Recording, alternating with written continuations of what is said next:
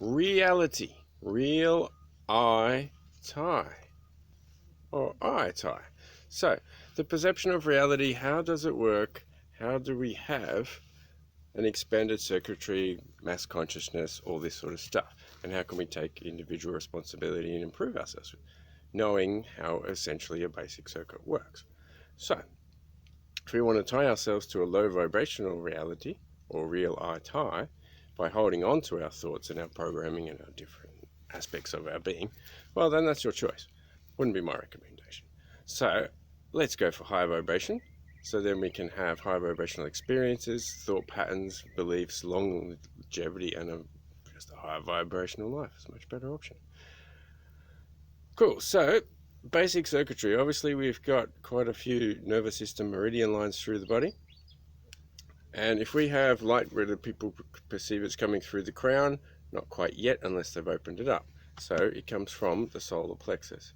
And the ideal situation, as we've been shown by Vitruvian Man from Leonardo da Vinci, and also the symbolism from Jesus Christ on the cross, what we ideally want is from the solar plexus point to have our frequencies spinning around in the rate of pi around the body to have the perfect body shape, to then be able to emit a frequency into our energy field, or an aura if you like. Then we can emit our good stuff from our gut rather than our imbalances, which we all tend to do because the subconscious mind and being the body has a level of homeostasis that is always trying to get rid of the biggest problem. And that's why we have the opportunity to reflect in our lives and in our reality in order to improve it. Or we can Real.I.tie and identify our, essentially what people call the ego or our identity, with our problems and always focusing on them rather than the solution. Not helpful in my view, so fix it, find the solution. But the human mind is unable to get to the cause of anything until they awaken the pineal gland. It's a six-dimensional awareness, because we have to actually connect our brain to the rest of the body to be able to understand the cause of it. And people's minds obviously often think that they found the cause, but when I ask them the question, what was the cause? They don't know. So how can you find the solution and fix it if you haven't got a cause? It's completely impossible. So the human mind will come up with a story based on its past history because of the imbalances in the body and the nervous system and chakra system imbalances. So a quick basic circuitry teaching, I guess, is so every basic circuit has to have light and magnetism. It generates heat. So heat and light are quite similar, and magnetism, an EMF, so a magnetic field or an aura or an energy field. So if we've got, say, like in the past I had a big liver and gallbladder imbalance, then my nervous system would come down here and then emit angry stuff and daddy stories and angry stuff. And I'd blame the system, or I'd blame dad, or I'd blame anything externally blaming than taking responsibility for myself and finding a solution. But once the solutions came, I was able to action it quickly because my gut health is in decent condition at that stage. But now, if we have quality gut health, then we can use our subconscious mind or our soul power, because the soul's location is here.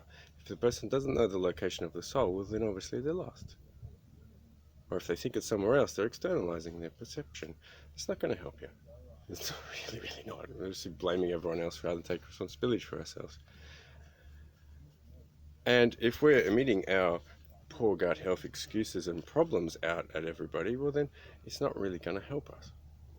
So this is why lots of fluffy spiritual people, they think it's all in the head, it's all in beliefs. And a belief is just a nervous system disconnection or a short circuit in the system that's been hardened and strengthened over a period of time. And the person is identified with that imbalance. And then they say, look, I'm just an angry guy. Or I've just got mummy issues or daddy issues, insecurity. Well, fix it. So, and of course that light or that magnetism is going to radiate in our world and in our speech. I see it all the time with guys on the job sites. All the time. It's amazing what people will say really quickly, and essentially quite often they're diagnosing themselves with their own problems.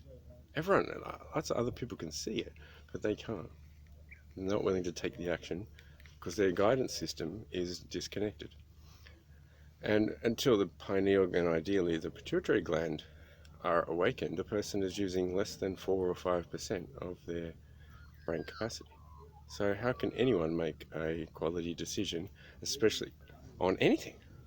How can they be sure about anything at all? Especially when we get right up to the top in the universe or one song, there is only really no thing. It's just vibrational energy. So if we can ideally have our vibrational energy system within our body set up strong, powerful, operating fantastically, we're emitting light, we're emitting positive energy, we're emitting positive words, and getting to the causes and solutions, then we're going to have a much more positive effect on ourselves, our friends and family, and everyone we come across. And isn't that ideally covering the spiritual teachings and a lot of Christ consciousness and all that sort of parables and stories that we're told? Yeah, that's what I thought. So, how can we improve our perception of our vibration in our Real.I.tie? Many different ways. Yoga is outstanding. It's one of the best. Meditation, cleansing, herbalism, lots of stuff. Always lots of options to improve ourselves if we're open to it and take the suggestions and action it for the solutions. Absolutely wonderful to improve our reality or Real.I.tie.